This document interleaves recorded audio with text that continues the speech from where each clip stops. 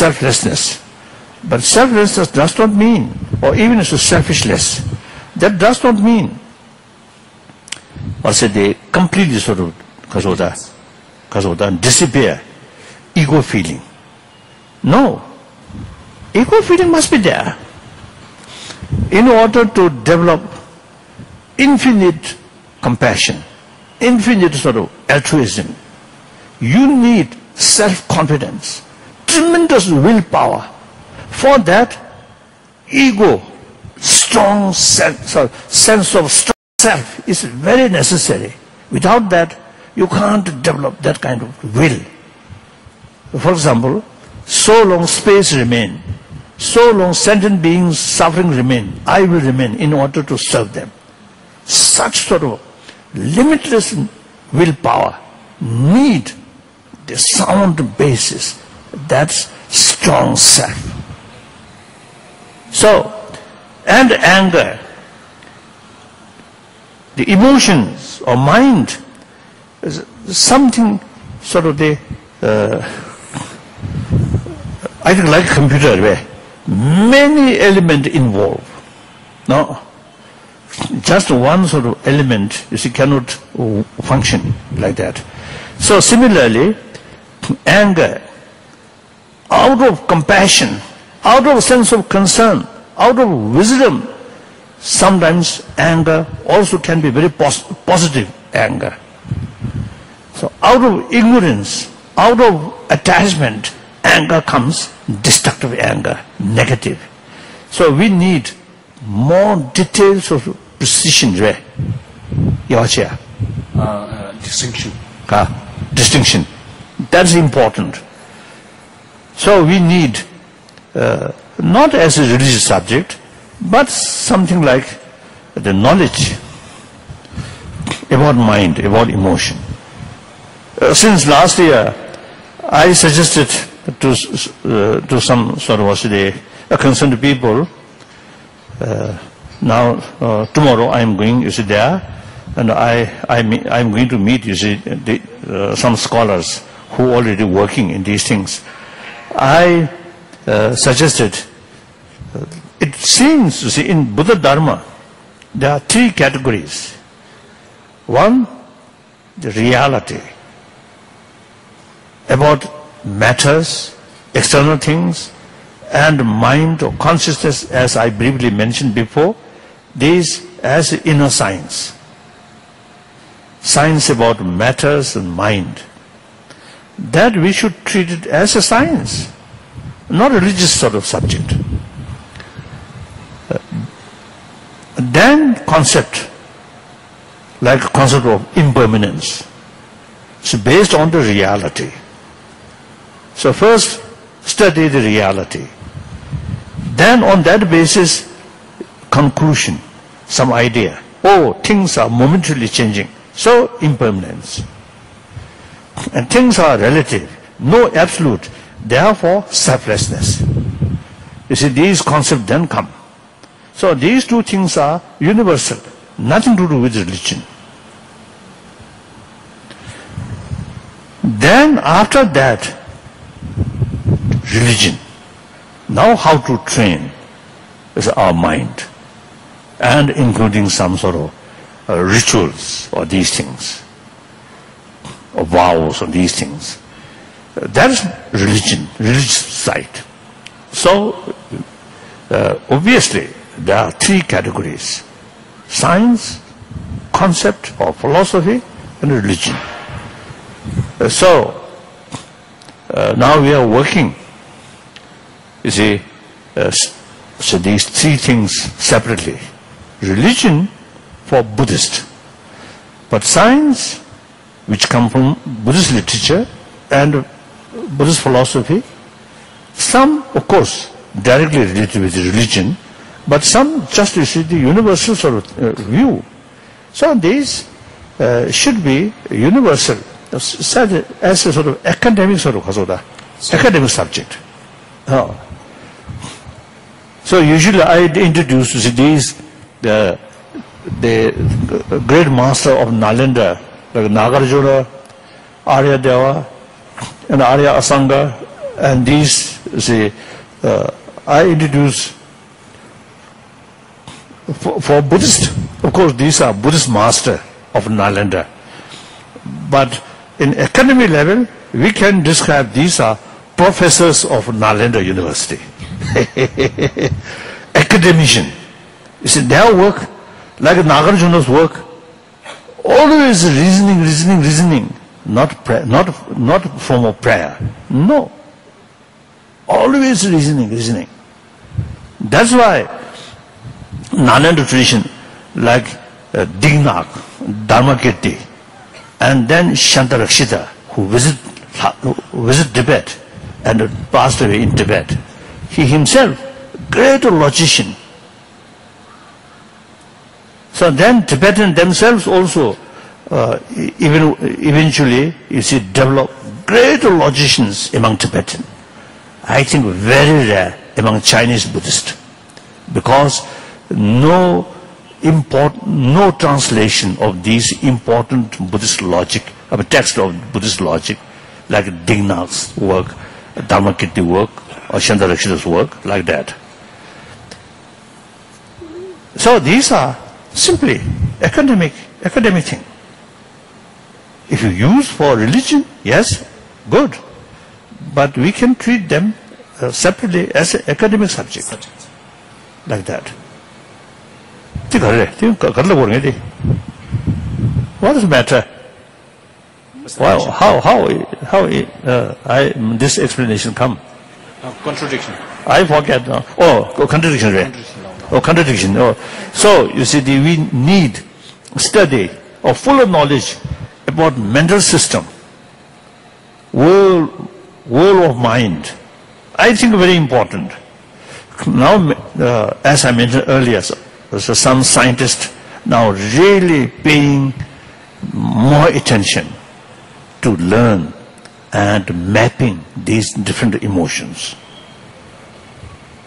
Next question. In the path to spiritual awareness, how do we act towards other people around us who are doing harm in the society? Where to find compassion for those who are wicked? Harmful for the society, harmful for the society, then that is quite serious. So out of genuine sense of sort of compassion, sense of concern of well-being, not only society, but also the perpetrator.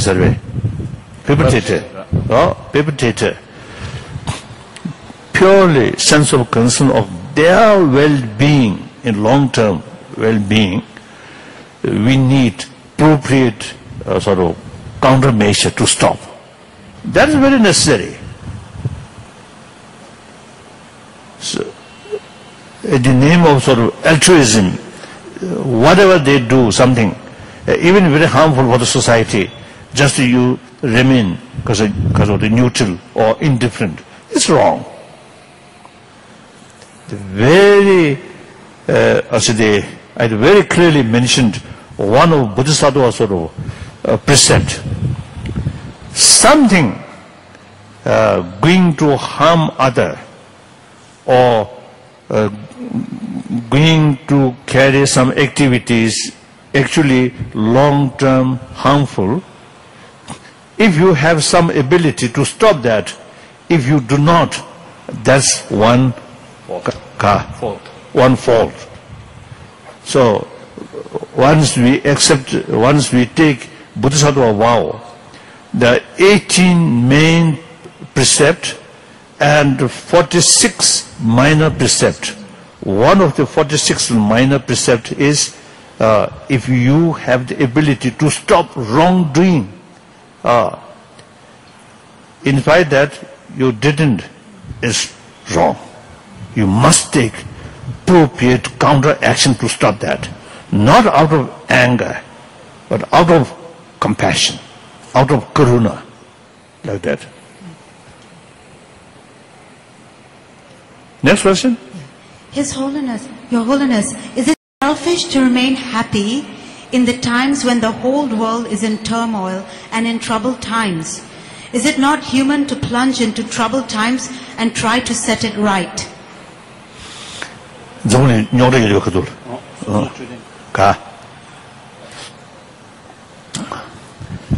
These days, I am sort of telling audience, last,